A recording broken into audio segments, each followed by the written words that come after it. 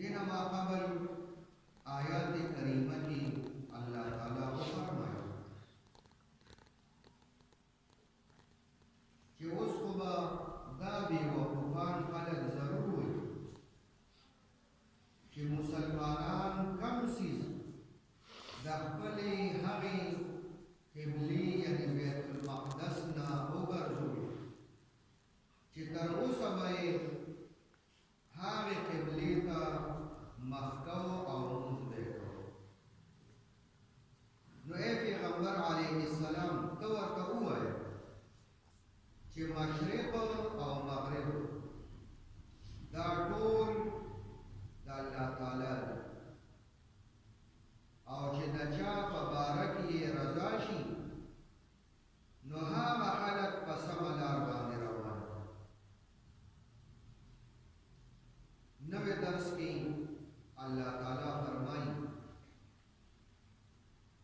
او دغه شان ای مسلمانان وکذالک او دغه شان ای مسلمانان مونږ تاسو یو غوره ټولګي وګرځولې چې تاسو په نورو خلکو باندې ګواهان شئ او د الله تعالی رسول صلی الله علیه وسلم په تاسو باندې ګواه شي او مونږ هغه قبله چې تا به ورته په مکه کې مونځ کوو په دې غرض باندې بیا مقرر کړه چې معلومه کړو چې څوک د پیغمبر پیروي کوي او څوک په اړولو پوندو باندې واپس ګرځي د اسلام. او یقینا دا خبره ډېره ګرانه وه مګر هغه خلکو دپاره هېڅ ګرانه نه ده چا ته چې الله تعالی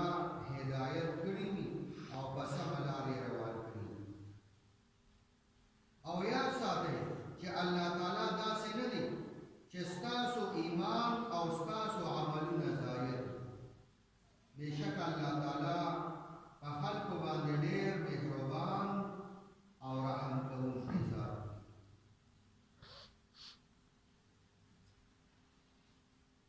دلته الله تعالی فرمایي چې تاسو مې د خپلې خوښې قبلې ته ځکه متوجه کړئ چې تاسو غوره امتي یې. تاسو به د قیامت په ورځ باندې په نورو امتونو باندې ګواهان یې ځکه چې ټول امتونه ستاسو فضیلت مني. د وسط معنی دلته بهتر او عمده ده. په ټولو امتونو کې امت محمدیه صلی الله علیه وسلم بهتر او افضل او اعلی دی او د شرف قابل دی ځکه دوی ته شریعت کامله درست لار کومې ته چې صراط مستقیم وي سیده او درسته او برابره لار او واضح دین ورته ملوي. ځکه الله تعالی بل ځای کې فرمایي هو اجتباکم یعنی الله تعالی تاسو چون کړئ او ستاسو په دین کې څه تنګي نشته دی او تاسو په دین ابراهیمي باندې یې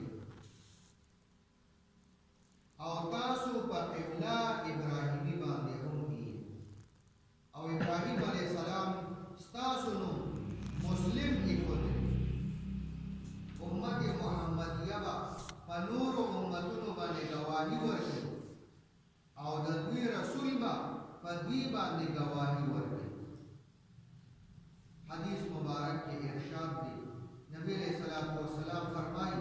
چې د قیامت په ورځ باندې با د نوح علیہ السلام امت د نوح علیہ السلام د تبلیغ نه انکار